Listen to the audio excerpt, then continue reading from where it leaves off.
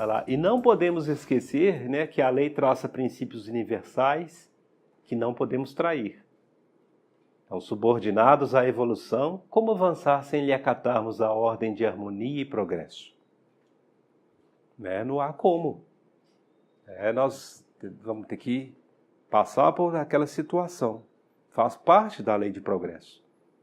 E muitos de nós talvez não teremos mais a oportunidade de ser agora nesse planeta. Nós ainda estamos com débitos tão grandes que certamente talvez tenhamos que reencarnar num outro planeta, porque esse aqui já está mudando. Então não caberá, nós temos relato da espiritualidade, que muitas, inclusive, doenças congênitas não existirão mais. Esse tipo de doença é relativo a espíritos devedores, as doenças mentais. Então não haverá mais oportunidade para esses espíritos aqui. Vão ter que reencarnar em outro planeta que esteja dentro daquela campo vibracional. A ideia fixa ela pode operar a indefinida estagnação da vida mental no tempo. A ideia é fixa. Muito importante nós termos essa consciência, e é por isso que a autorreflexão é importante, ver se nós não estamos caindo nessa cilada, nós próprios, criada por nós mesmos. Será que eu estou com alguma fixação mental que está sempre fazendo com que eu só pense naquilo? Estou criando uma ideia central. O Haroldo coloca isso, a ideia central, meu pensamento central. Desejo central. Desejo central. E eu estou focando só naquilo, e às vezes eu estou concentrando tudo isso ali no meu filho. Eu estou colocando todos os votos que o meu filho ele tem que fazer medicina, senão eu vou ser uma pessoa infeliz pro resto da minha vida. Estou criando um pensamento central e talvez eu vou criar sofrimento para mim e ainda para o meu filho. Será que... Então é importante a gente ter essa autorreflexão e ver, as coisas começam muitas vezes assim. Eu estou fazendo uma fixação mental assim no meu lar agora eu estou realizado. A casa dos meus sonhos. Aí o esposo não pode nem sujar o chão, virou um ato de conflito. Virou, o meu ponto central virou o lar. Ele é acima de tudo. A pessoa desencarna, continua ali. Esquece que aquilo é um empréstimo temporário da espiritualidade. Nos concedeu durante aquela existência. E a pessoa não quer mais largar aquilo. Eu lutei tanto para ter essa casa, eu não vou largar ela agora, não. E aí se apega, a ideia central. E vai nas coisas materiais, vai nas pessoas. Eu não abandono meu esposo de jeito nenhum. Eu não abandono a minha esposa nunca. E aí fica aquela ideia central.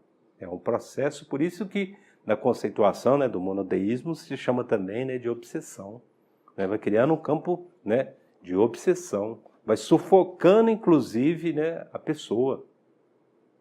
Há pessoas, isso em várias situações, no trabalho. Pessoas aqui. Eu lembro a dona Didi, inclusive, relatando a questão do vizinho. Ele, depois de 27 anos trabalhando na empresa, a empresa o desligou. Ele não conseguiu aceitar essa nova condição e ele entrou num processo depressivo, complexo e vindo até ser internado no hospital psiquiátrico. Criou uma fixação mental tão grande porque para ele o emprego acima de tudo, depois a família. Esquece que o trabalho, sim, ele deve ser considerado uma dádiva divina, mas não pode ser um processo obsessivo. Colocar ele acima de tudo. Ali eu estou doando o meu trabalho e estou recebendo o ordenado para aquilo. É uma troca.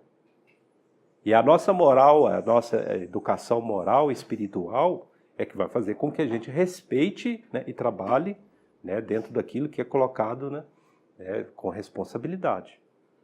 Mas jamais esquecer que aquilo é uma fase, é um ciclo de vida temporário. Nós não podemos nos apegar indefinidamente às coisas, achando que elas são eternas, são sublimes. Sublime é Deus. Porque a pessoa se esquece da vida espiritual. Ela coloca, né, as condições materiais acima de tudo. Isso ocorre muito porque as empresas elas vão criando esse próprio campo mental. A empresa, muitas vezes, ela coloca ali para os funcionários, né, vai criando, né, uma psicose mental neles. Você está na melhor empresa do mundo. Você tem que honrar a empresa que você está. Isso é um perigo muito grande. Porque a empresa, né, por isso que vem depois as questões, né, vamos falar assim, das provações coletivas. Né? Aqueles que imprimiram aquela condição, né, são responsáveis e eles vão ter que responder perante, né, as leis universais. Então, quem está numa situação de liderança numa empresa e incute esse tipo de coisa tem que ter cuidado, porque ele está, né, cultivando coisas que depois ele vai ter que corrigir. Tem um exemplo que o Divaldo traz numa palestra, ele fala exatamente isso. É como se você subisse numa torre, num campo aberto, onde o vento está muito forte, e você rasga, né, aquele travesseiro de plumas, e elas vão, né, ao vento, né, vão ser espalhadas. E o corrigir depois é sair catando pluma por pluma para refazer o travesseiro. Então, né, a responsabilidade de quem está numa situação que influencia pessoas é muito séria. Então, nós devemos, né, ter consciência do que, né, estamos falando. Vamos pegar o Evangelho, né, e vamos ver, né, o exemplo que traz lá sobre, né, o que é o homem de bem, o que é o verdadeiro espírita. Se nós só seguirmos aquilo ali, nós vamos, né, ter muito forte na nossa consciência, né, das nossas responsabilidades espirituais.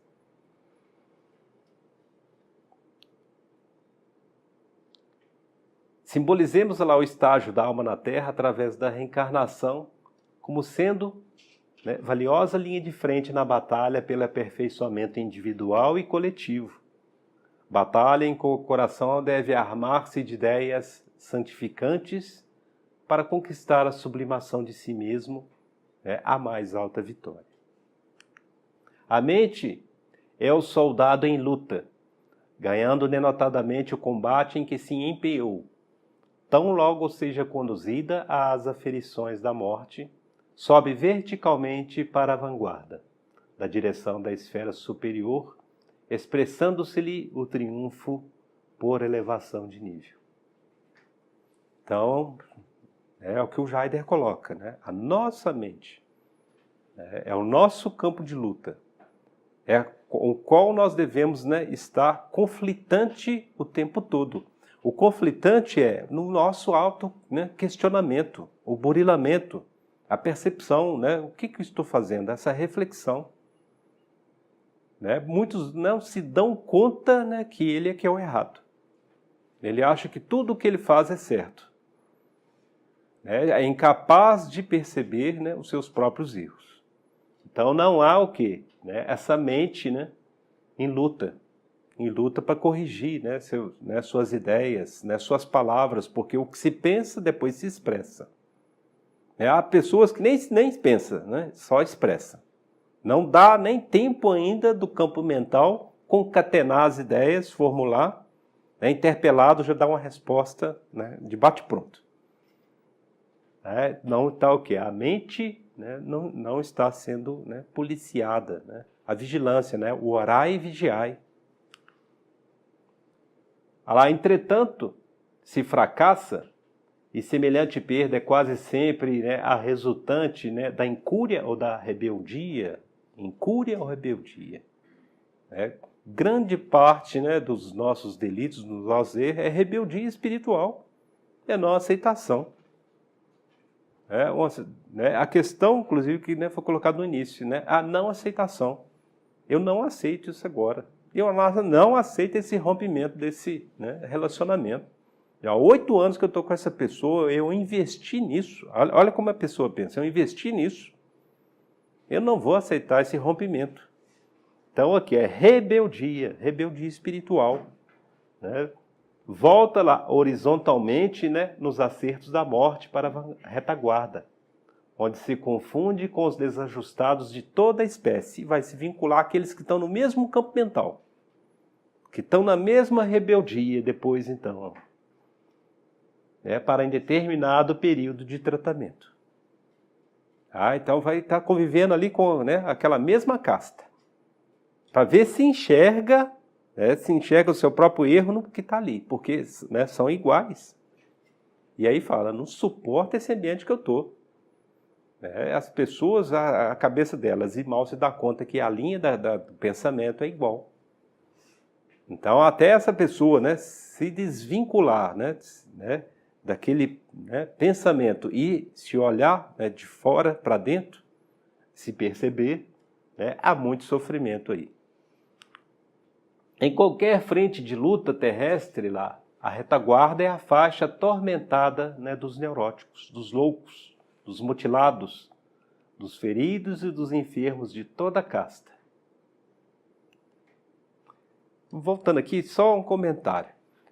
Há pessoas, olha como opera a espiritualidade para que a pessoa consiga vencer nessa encarnação.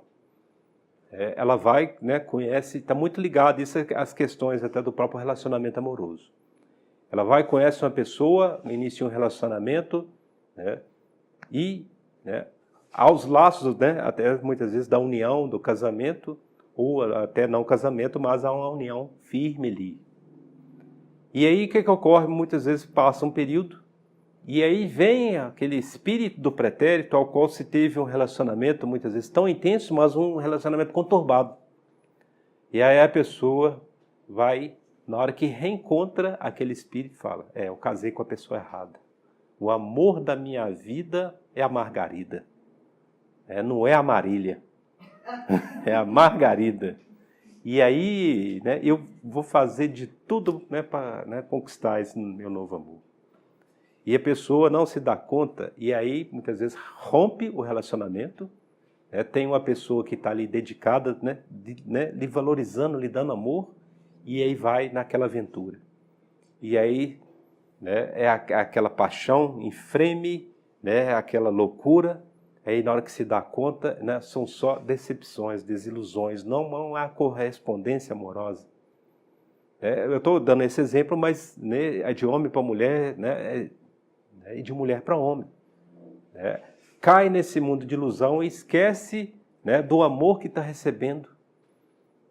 Não valoriza aquele amor que está recebendo ali naquele momento.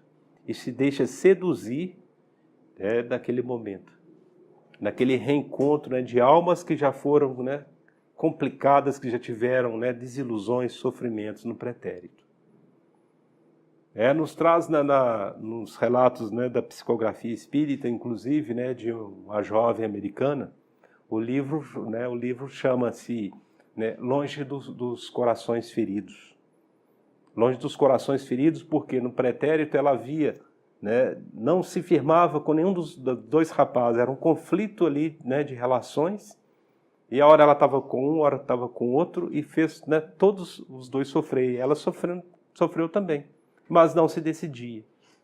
Então, qual que vai ser o medicamento depois? Ela nasce, uma nova reencarnação, mas vai viver sozinha.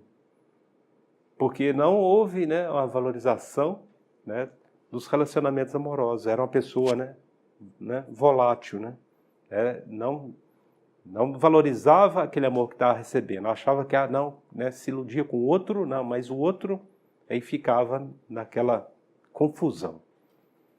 Até que então o antídoto, o medicamento certo é o que? Vai viver sozinho, longe dos corações feridos.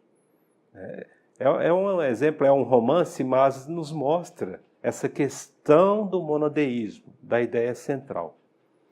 Normalmente todo o sofrimento do espírito é ligado nas questões do monodeísmo e egoísmo. Ele quer só para ele. Ele está pedindo o amor para ele.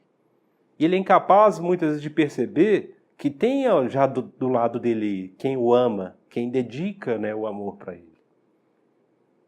E aí, muitas vezes, onde vem a doença, que é um bem divino, que ela desperta isso. Aí você vai perceber, poxa, quem está cuidando de mim, né? Quem, né, se preocupa agora com o medicamento que eu preciso tomar, está ali orando, né? Eu estou vendo, foi lá fazer uma oração que eu não, né, a pessoa não está suportando, né, aquela dor e está lá orando, está do lado. Esse é o verdadeiro amor. E não reconhece isso. Então vive num mundo de ilusão. Aparece, o Divaldo fala, né, que tem ocorrido isso muito, inclusive, né, nas casas espíritas. Até por questões, muitas vezes, até para se desvincular, criar uma perturbação, né, dentro da casa espírita. Aí há uma aproximação ao sentimento, muitas vezes de paixão, de dois membros ali da casa espírita. E às vezes os dois já têm compromissos, né, firmados. E aí se deixam, né, se seduzir, acaba o relacionamento, né, que tem e depois vão se unir ali. E aí é pura ilusão. Vê que não é aquilo, não deu certo. E além de tudo, cria-se, né, um campo, né, vamos falar assim, pestilencial, né, naquela comunidade espírita ali, naquela casa. Um desequilíbrio. Então o Divaldo ele comenta, né, sobre isso numa palestra e fala, né, chamando a atenção, inclusive, nós estamos falando da casa espírita que nós somos espírita, mas isso ocorre, né, em todos os credos religiosos. Tem ocorrido muito porque a ideia dos espíritos maus, né, os espíritos trevosos, é desmistificar as questões, né, religiosas. Fazer com que ocorra um desequilíbrio. Vão infernizar o campo mental de um sacerdote, de um padre, né, de um pastor, para ele muitas vezes cometer atos, né, e atitudes sexuais, que vai o quê? Deixar denegrir aquele credo religioso, fazer com que os seguidores, né, se afastem. Então são muito perseguidos, né, esses, né, dito assim, os que estão muitas vezes, né, numa posição de liderança, né, de uma casa, né, de uma casa espírita ou, né, de uma igreja, né, de qualquer órgão ligado, vamos falar assim, às questões espirituais. Exatamente para quê? Denegrir a imagem daquele credo e fazer com que os seus seguidores ali se, né, desarmonizem, né, se desestruturem. Tá? Aqui eu queria, né, só aproveitar só para relatar isso, porque muitos não se dão conta e não percebem, né, as coisas como se vai sucedendo e não valoriza quem né, está do lado. Né? Isso estou falando das questões, né, amorosas, mas vale também para as questões da própria vida. A pessoa muitas vezes não enxerga um valor ali no local que ela está trabalhando. Ela se torna uma completa insatisfeita no ambiente de trabalho ao qual se está. E ela vai mudar de emprego e o outro vai continuar sendo, né, um trabalho de insatisfação. Por quê?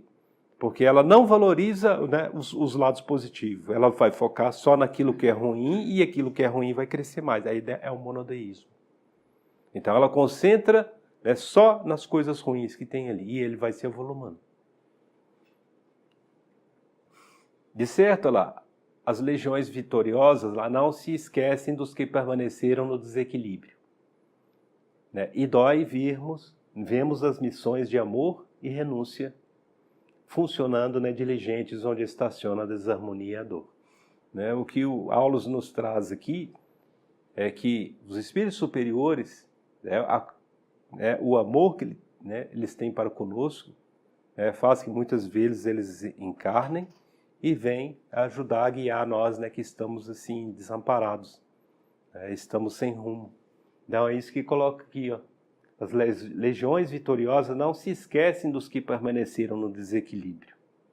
E daí vemos as missões de amor e renúncia. São esses irmãos aí, esses médicos, né, que estão aí no continente africano, estão ali por puro amor. São espíritos, né, preparados, né, já no mundo espiritual e vêm com essa missão. É exatamente isso aqui, ó. São as legiões vitoriosas. E vão lá ajudar aqueles irmãos a superar aquele processo, né, aquele processo doloroso, né, de reparação. A reparação pela dor. E eles precisam, né, ter um apoio. E são esses irmãos aí que vêm. é que o tempo para nós é sempre aquilo que dele fizemos. Para melhor compreensão do assunto, lembremos-nos de que as horas são invariáveis no relógio, mas são sempre as mesmas em nossa mente. É o tempo, né? Como passa o tempo? Quando nós estamos, né, num momento de plenitude, de alegria, o tempo ele é célere e a gente não percebe os minutos. Passou tão rápido, nem me dei conta. E nós vamos perceber isso quando nós estamos trabalhando. Sim, principalmente nós colocamos amor naquilo que faz, aquilo se, né, evolui de uma tal forma tão rápida, passou o tempo, nossa, nem me dei conta. Por outro lado, se aquilo, né, é com ardor, com muita angústia, o tempo não passa. Nossa, só passou 15 minutos, meu Deus do céu, não vou aguentar, não vou suportar. Mas porque nós não estamos, né, colocando vínculos de amor e de observação naquele trabalho, né, do resultado que ele pode trazer, né, de benefício para nós mesmos. Nós somos os primeiros beneficiados. Visita um enfermo. Se nós não estivermos ali com o campo mental, né, de doação, de amor, 15 minutos, meia hora ali, muitas vezes dentro, né, daquela câmara no hospital, vai ser torturante para nós. Nós não vamos suportar ficar ali esses 30 minutos. Já vamos sair, vamos para o corredor, não, eu preciso ali fora tomar uma água, eu preciso respirar. Mas que visita fraterna é essa? Não há uma entrega. Não, mas eu estou falando, né, isso ocorre muito. Porque a pessoa está indo por obrigação. Ela não está indo, né, com um sentimento voltado de fraternidade, né, de caridade. Então, mais uma vez, a questão da monoideia, do egoísmo, né, no pensamento. Né? Aí pessoas ainda acham normal falar, não, eu não suporto em hospital, eu não vou não. Eu não gosto, eu não vou, não conta comigo não, porque eu não vou, não me sinto bem no hospital. Aí ela já cria, né, esse vínculo, né, de desculpa. E aí se torna torturante para ela quando tem a necessidade de ir. E mais torturante se torna ainda quando aí ela está lá como enferma. E aí tem que ficar.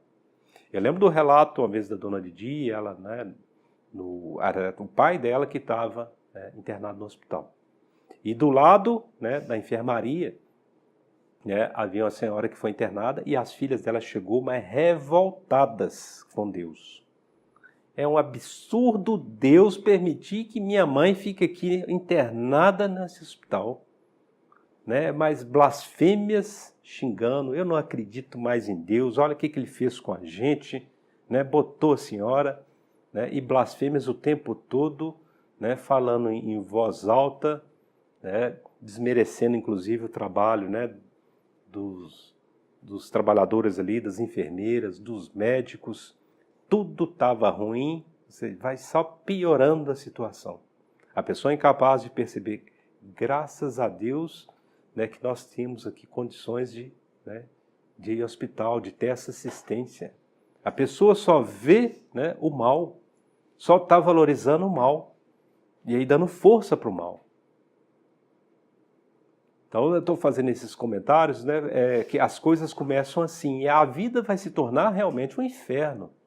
Porque está, né, mentalizando, está materializando aquilo o tempo todo. E aí se torna, né, mais doído. Quando usar, às vezes ao contrário, vai estar lá. Tem um exemplo, inclusive, da família da Marília, né, de uma prima dela, né, que ela teve muitos problemas, né, ainda quando menina. E ela ficou um tempo, às vezes, muito grande internada, o pessoal morava na área rural, e aquela dificuldade do pessoal visitar. E olha que coisa maravilhosa que ocorreu, o enfermeiro, né, que passou a dar muita atenção, muitas vezes ela não tinha ali nenhum familiar, né, ele apaixonou por ela, depois, né, começou, né, a visitá-la, e, né, são casados, né, não sei quantos anos já, mas sei que é muitos anos. Né, daquela condição que poderia ser considerada, né, vamos falar assim, das piores, né, ali, né, foi um encontro, né, de almas afins, né, que se uniram e estão juntos até hoje e que continua, né, esse legado, esse trabalho, né, de evolução espiritual. Mas se for enxergar somente, né, o mal, onde estiver, ali o mal vai imperar. O nosso, né, se está tudo ruim, no nosso lar vai ser um campo de luta, né? Vai ser um coliseu mesmo ali com os gladiadores e as feras lutando ali. Quando felizes, não tomamos conhecimento lá dos minutos. É a questão do tempo, né? Quando nós estamos felizes, o tempo passa célere. Ela satisfazendo aos nossos ideais ou interesses mais íntimos. Os dias voam céleres, ao passo que, em companhia do sofrimento e da apreensão, temos a ideia de que o tempo está inexoravelmente parado. São as sensações, né, do próprio espírito. O tempo é o mesmo, mas é a fixação mental. Nós estamos, se algo está ruim, aquilo não passa de jeito nenhum. E ele vai se prolongando. Nós temos que ter como próprio exemplo da natureza, né, quando ocorre uma tempestade, um dilúvio, ela não é eterna. E vamos observar como a natureza se comporta, se acolhe, durante aquele momento. Observemos os pássaros. Eles se abrigam, eles podem ter a árvore destruída, o ninho pode ter caído, mas acabou a tempestade, eles vão começar todo o trabalho. E cantando, com alegria, o canto, expressando, um sentimento de alegria, de renovação. E eles começam tudo de novo, vão construir um ninho que foi destruído, vão procurar alimento, os filhotes, que estão ali com eles, é a renovação. E mal vem, por exemplo, uma tempestade na nossa vida, nós julgamos que está tudo acabado, não tem mais jeito, estou arrasado. Não tem mais conserto. É o monodeísmo, a ideia central. Deixando que ela se avolume. Nunca pensando a falta de fé, a falta de acreditar em Deus, que aquilo é um período passageiro. A nossa encarnação é um período passageiro. Se nós nos considerarmos e colocarmos que nós somos espírito eterno, o que é 80 anos de existência? Não é nada. E mal nos damos conta, muitas vezes, de passar por tribulações, aí, às vezes de 6 meses. Para nós é o fim do mundo.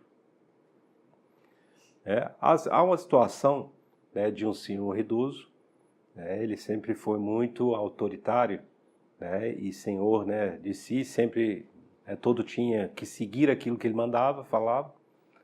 E agora, na condição de idade muito avançada, ele está tendo que fazer uso de fraldas, geriátrica, está sem controle das necessidades pessoais e numa dependência praticamente completa dos filhos. Então, para ele é a pior derrota, essa dependência dos filhos, os filhos terem que dar banho, e os filhos me relatando essa situação de sofrimento do pai passando por aquilo. E eu falei, mas vocês estão fortalecendo esse sentimento, essa sensação dele. Porque toda hora vocês estão focando, pai, agora é a hora lá de te dar banho, vamos lá dar banho. Mostra para ele o contrário. Mostra para ele que a educação que ele passou para vocês foi tão boa que hoje estão todos unidos. Mostra para ele que alguns filhos, na idade que vocês estão, não tiveram coragem de abrigar o pai dentro do lar, para colocar ele numa casa de idoso. E vocês não. Então começa a mostrar isso para ele, mostrar que ele foi vitorioso, sim, porque a família está unida e há esse respeito. Então aí eles se deram conta, é verdade. Nós nunca pensamos por esse lado. Há o quê? O bem latente ali. E quem está aprendendo? As crianças. Os netos estão vendo o tratamento que eles têm para com o avô dele. Todos ali se desdobrando, cuidando. Fala, olha que exemplo maravilhoso, e vocês não estão enxergando isso. Estão só percebendo o sofrimento dele e estão dando mais ainda alimento para o sofrimento dele. Vocês estão lembrando, pai? Antes você se virava sozinho, agora você tem que aceitar a gente dar banho. É mais torturante isso, Não, mostra o outro lado. Mostra o outro lado, que ele deu um exemplo tão bom que a família está unida. E os netos estão aprendendo com isso. Então as pessoas muitas vezes só vai o quê? Enxerga, né, a questão do sofrimento, não vê o outro lado, o outro lado de união de família, né, o neto que está aprendendo, né, a valorizar, né, o idoso naquela condição, né, de dificuldade, mas os filhos estão ali presentes.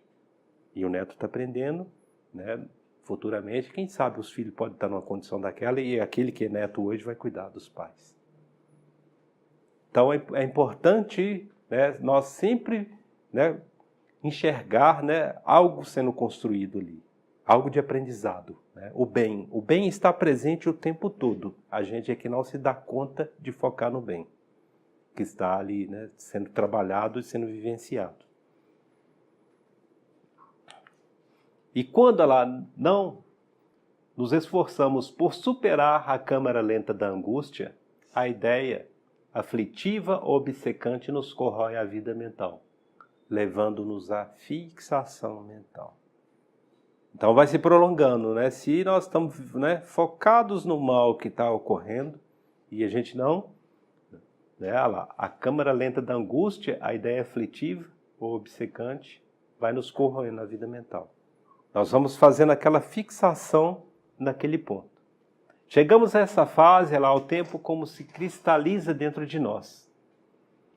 Né? Porque passamos a gravitar em espírito em torno do ponto neofrágico de nosso desajuste.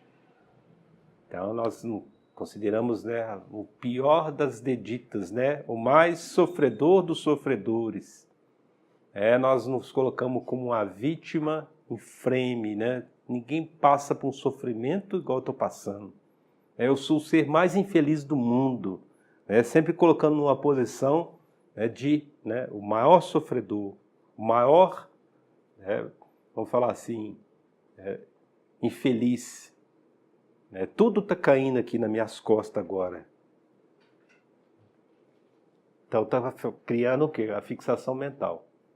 Qualquer grande perturbação interior, chame-se paixão ou desânimo, crueldade ou vingança, ciúme ou desespero, pode imobilizar-nos por tempo indefinível em suas malhas de sombra. Tá vendo? São esses pontos principais. Paixão, né? O desânimo também, né? Sem coragem de enfrentar as vicissitudes da vida, né? Desanima com tudo. Não vou. Fui reprovado naquela entrevista, até hoje eu não vou não. Não vou não, eu tô de baixa estima, não vou. Então está deixando o quê? O desânimo imperar. Né? Crueldade também. Né? Sentimento de crueldade. Eu não vou ser bonzinho não. Ninguém foi bonzinho comigo, eu vou dar na mesma moeda. O sentimento então vai cristalizando, né, o sentimento de crueldade. A pessoa, então, ela vai criando um campo mental e vai se vinculando a espíritos daquela mesma ordem. Vingança. Ciúme. O ciúme está muito ligado, né, a questões, né, do egoísmo e também o desespero. Querer resolver as coisas rápido. Não tem que resolver isso, tem que resolver isso. Pelo amor de Deus, eu tenho que terminar essa comida aqui, né, senão eu não posso fazer outra coisa. Aí a comida queima. Aí tem que fazer de novo. Mas é assim, é o que vai ocorrendo, porque vai se criando, um vínculo, de desespero e as coisas não resolvem. Ela pode imobilizar-nos por tempo indefinível nas suas malhas de sombra, quando nos rebelamos contra o imperativo de marcha incessante para o sumo bem. Analisemos ainda, né, o nosso símbolo do combate. O relógio inflexível assinala o mesmo horário para todos. No tempo, ele é igual para todo mundo. Entretanto, não obstante, o tempo é leve para os que triunfaram e pesado, né, para os que perderam. Com os vencedores, os dias são felicidade e louvor. E com os vencidos, né, são amargura e lágrimas. Quando nós não desvencilhamos, né, dos pensamentos de flagelação e derrota através do trabalho constante, pela nossa renovação e progresso, transformamo-nos em fantasmas de aflição e desalento. mutilados em nossas melhores esperanças ou encafornados em nossas chagas íntimas. A pessoa, né, foge, né, da realidade do mundo, se fecha, né, e para de viver, né, vivenciar a vida. De observar, né, a renovação do próprio dia. Não aceito, né, esse relacionamento, terminou o relacionamento. Para mim o mundo acabou. Nem quero sair mais do quarto. Vai e se fecha. Não se dá conta, né, que o mundo está em renovação o tempo todo. Não se dá a oportunidade, né, de conhecer novas pessoas. Se fecha, se eu não conquistei aquilo, para mim o mundo acabou. Então está aqui. Transformamos-nos em fantasmas de aflição e desalento. É a fixação mental. Né? É aquele desejo, né? É aquela, né, mente centralizada. É que vai criando, né, todo esse sofrimento. E quando a morte, ela então nos surpreende nessas condições, se torna pior. De uma hora para outra desencarna, e se desencarnar no meio de um processo desse, vai lá, acentuando-nos então a experiência subjetiva. Se a alma não se dispõe ao esforço heróico da suprema renúncia, com facilidade emaranha-se nos problemas da fixação, atravessando-nos anos e anos e por vezes séculos na repetição de reminiscências desagradáveis das quais se nutre e vive. Aí se torna aquele ciclo, né, vicioso. Vai vivenciar aquilo sempre. E até com as próprias almas afins que estão no mesmo ciclo. Né? Pode reencarnar, vai reencarnar com espíritos dentro daquela mesma faixa de sintonia. É a atração, se atraem. E aí passa as mesmas condições de sofrimento. Desencarna, está no mundo espiritual e a vida não serve, a vida não presta. É igual aquela história da hiena, né? Ó vida, né? Ó céus, ó azar, tudo é assim. E aí vai. Fica aquele ciclo, né? Nada tá bom. Não se interessado por outro assunto a não ser o da própria dor, da própria ociosidade ou do próprio ódio. A criatura desencarnada em si mesmando-se é semelhante ao animal no sono letárgico da hibernação. Isola-se do mundo externo, vibrando tão somente ao redor do desequilíbrio oculto em que se compraz. O Dr. Halil, ele comenta, inclusive, essa questão, né? Há muitas pessoas que não curam porque, né, ela não quer ser curada. Ela passa, muitas vezes, numa situação dessa e é a hora que ela começa a receber as visitas, né, em casa, no hospital. E aí ela está valorizando aquilo, então ela não quer nem se curar. No consciente, né? É no subconsciente dela, não. No próprio consciente, se eu curar, ninguém vai vir aqui me visitar. E aí ela vai alimentando aquilo, né? E aí se coloca numa condição até de própria vítima. Ai, coitado de mim, eu sinto tanta dor, eu me sinto tão só, ninguém me visita. E aí vai alimentando isso, o campo mental. E ela vai criando aquilo. As visitas não vão surgindo. Por mais que vá às visitas, ela ainda se considera uma pessoa infeliz. Ela vai retroalimentando a dor, o sofrimento. Quer se tornar feliz? Faz o contrário. Vai então realizar a visita. Mas eu estou sentindo, né, tanta dor na minha perna. Vai assim mesmo. Supera daqui a pouco, né, essa caminhada, esse exercício, né, a fisioterapia que você está precisando. Essa, né, caminhada, esse esforço de não enxergar a sua própria dor, mas, né, de querer levar alegria ao outro é que vai, né, ser a sua cura. Ser a sua cura física e espiritual. Nada mais ouve, nada mais vê e nada mais sente além da esfera desvairada de si mesmo. Cria o egocentrismo. Né? Só enxerga a si próprio. Revestia-se o assunto lá de imenso interesse para minhas observações pessoais e muitas ocasiões sondara de perto as consciências que dormitam após a morte, né, quais múmias espirituais. E lembrei-as ao assistente que nos disse atencioso: A mente estacionária lá na deserção da lei, durante o repouso habitual em que se imobiliza, do além-túmulo, sofre angustiosos pesadelos, despertando quase sempre em plena alienação, que pode persistir por muito tempo, cultivando apaixonadamente as impressões em que julga encontrar a própria felicidade. Então fica dentro daquele campo, até no mundo espiritual, só martelando aquela ideia. Eu fui infeliz porque aquele chefe me demitiu. Dali eu não consegui mais nada. Jamais consegui um emprego com tal nível de ganho salarial. E não se dá conta que as suas outras conquistas foram muito maiores.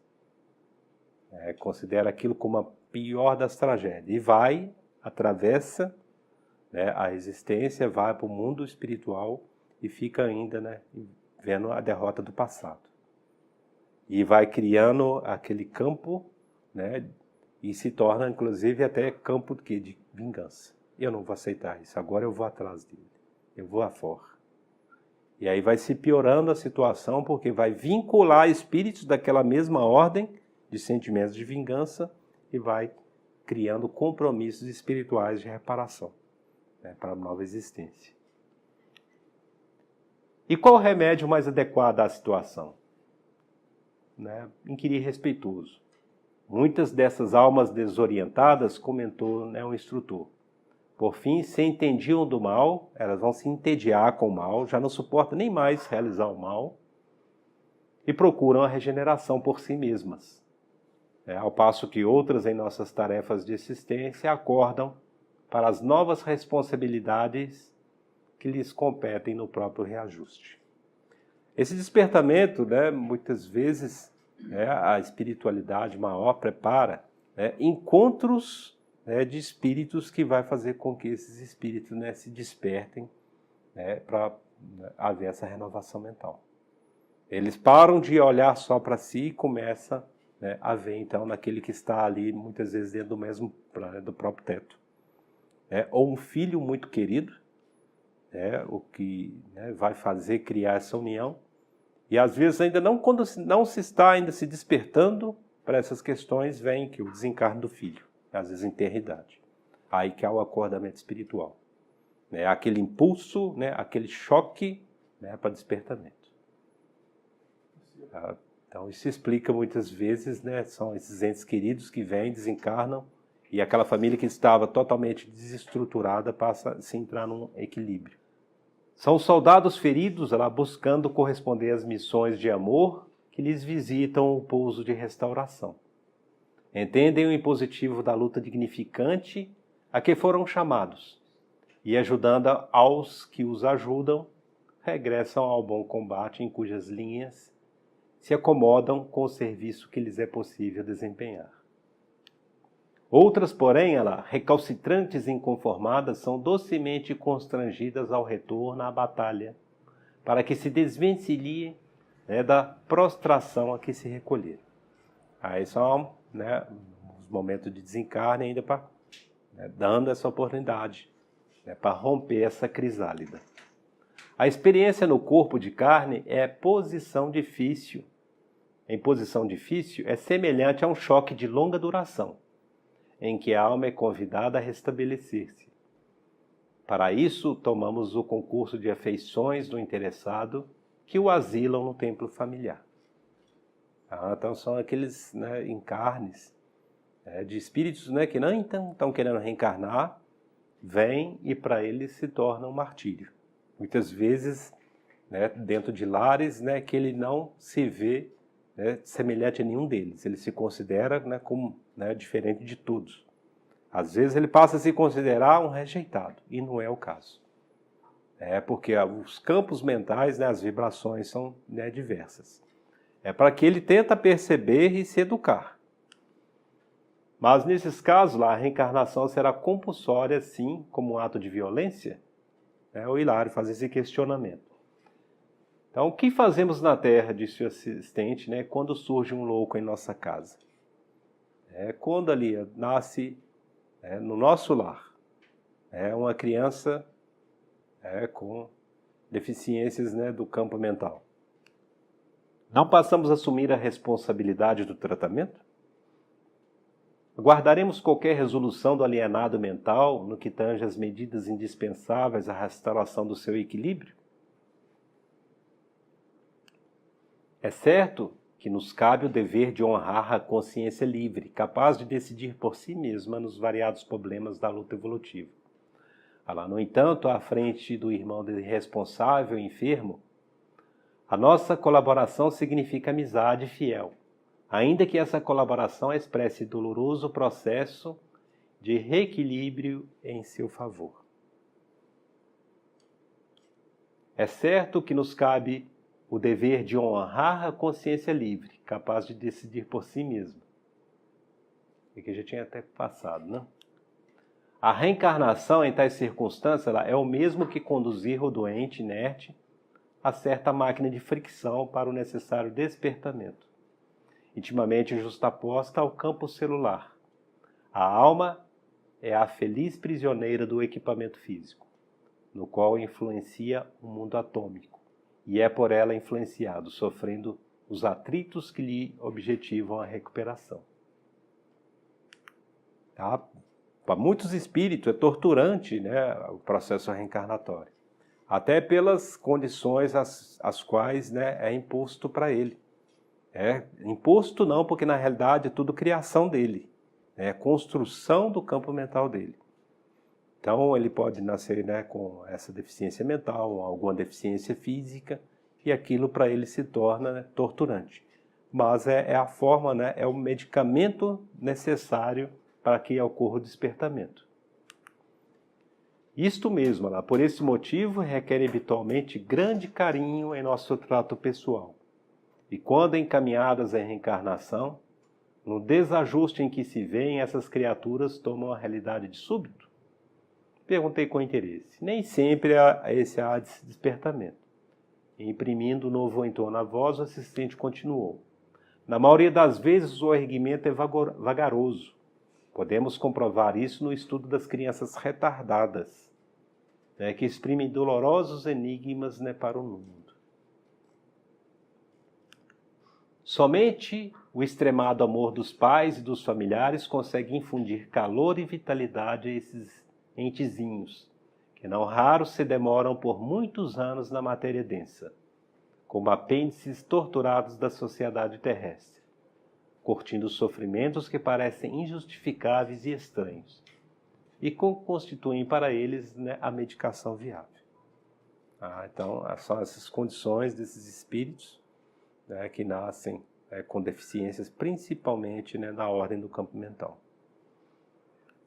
É possível auscultar ainda a verdade de nossa assertiva nos chamados esquizofrênicos e nos paranoicos, que perderam o senso das proporções, situando-se em falso conceito de si mesmos.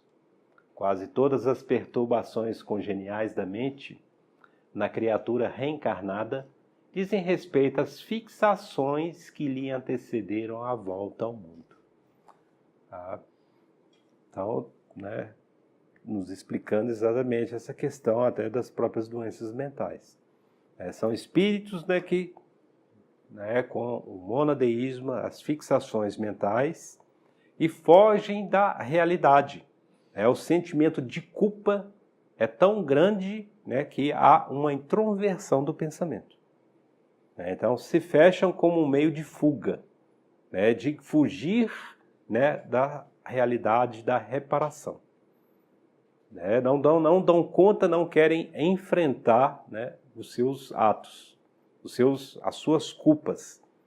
Tão grande é a obrigação com relação às reparações que deve ser realizada, e aí se foge.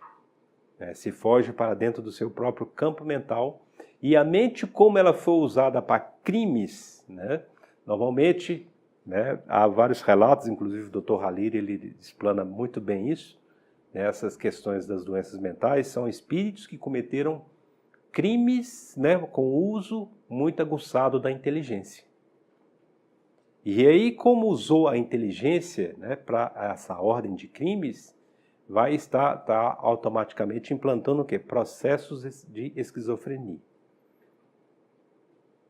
Então, há vários exemplos, inclusive, daqueles, né, que muitas vezes usurpam, é o próprio caso, né, do livro Tormentos da Obsessão, né, que ele era, né, um advogado ligado ao mundo da política, né, faz uso do dinheiro público, não estão prejudicando, né, toda uma população, né, com a mente, né, brilhante, mas usa a mente para o mal. Então ele vai voltar com essa deficiência, né, principalmente, ou seja, no campo, né, da inteligência. Porque o mau uso daquilo que nós fazemos, nós vamos, né, voltar com aquela deficiência. É a lei universal, né, são as leis de causa e efeito. Se eu uso a minha mente, né, para criar angústia e sofrimento, eu vou voltar com a deficiência na minha mente. É a lei, né? É a lei que eu imponho a mim mesmo. A outra saída, a lei do amor, do trabalho árduo, de abnegação, de renúncia. Mas quem quer se renunciar para cuidar do próximo? Qual a coragem do espírito, agora de renúncia? Eu vou trabalhar em prol do irmão necessitado. Maria Madalena. A renúncia, ela renunciou, né, a si, né, para cuidar, né, dos leprosos, das crianças, dos velhos, né, os filhos do mundo, né, quando ela fala, né, para Jesus, né, mal posso ter um filho. Eu não posso ter um filho. Ele fala, e os filhos do mundo que estão aí, ó, né, gritando, né, por amor. Aí é quando ela encontra, né, aquele, né, bando, né, de leprosos, aí ela percebe. É aqui que eu posso, né, então, externar realmente o verdadeiro amor. E vai cuidar deles, né? Vai, né, ajudá-los, leva a palavra, né, de amor, de fé, de encorajamento, abnegação, renúncia. É por isso que, né, o amor, né, cobre uma multidão de pecados. E ali, então, ela se supera. Há a renovação espiritual.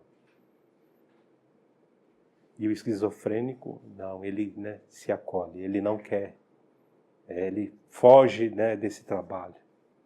E aí ele, né, vai sofrer. A família sofre? Sofre. Há famílias, né, que muitas vezes abrigam porque, né, são, né, espíritos, né, valorosos, mas na grande maioria não. São espíritos que coparticiparam com aquilo. Então não acha família, que na minha família tem 3 lá que tem esquizofrenia. E eu tenho que ajudar eles, né? Porque eu fui, né, coparticipante. Eu levei eles àquele ato de delito. Eu contribuí. Eu sou coparticipante. Então agora eu tenho um compromisso, eles estão dentro do meu lar para que eu, né, ajude eles, né, a se superar, né, a vencer esse processo. A gente sabe que nessa encarnação não vai ser. A esquizofrenia, né, às vezes vai precisar de várias encarnações para o espírito se entrar em equilíbrio. Até então, e olha como são as coisas. Não quer dizer que passou 6 encarnações, nasceu naquela condição, está tudo resolvido? Tá, não.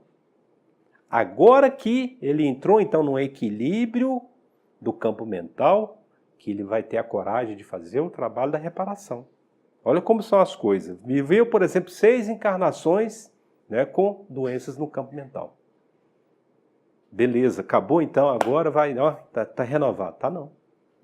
Agora que você entrou em equilíbrio do campo mental, que agora então você pode ir para a luta. Agora vamos lá reparar, vamos colher as plumas do travesseiro que você rasgou no alto da torre. Vamos lá agora catar uma por uma e refazer o travesseiro. Porque essas doenças, na realidade, é uma dádiva divina para que o espírito, né, vai concatenar, né, a estrutura mental, se fortalecer mentalmente, né, para as lutas que virão, né, a futuro. Então não é que passei, né, por uma encarnação dolorosa, né, acamado, sem as pernas, né, na cadeira de roda. Não, agora você equilibrou seu campo mental. Agora a sua volta agora é para reparar os erros que você fez. A expiação, você não está reparando nada, você só, né, Espiou você mesmo. É o momento em que você está estruturando, né, seu campo mental. Está vendo o sofrimento, está sentindo o sofrimento, está vendo como os outros sofrem, e aí você está valorizando, então, o espírito, né, o próximo, a você mesmo. Então, agora você está, né, em condições agora de poder, então, entrar na luta. Se até um general ele age assim, ele não vai mandar um soldado para o campo de batalha se o soldado não tiver, né, bem equipado, com a mente, né, em sanidade perfeita, condições físicas adequadas, ele não vai mandar. Deus seria imprudente? Né? Quantos, né, espíritos pedem para passar por várias situações e aí os mentores espirituais falam, não, ainda não. O Camilo, ele explica isso no livro, né?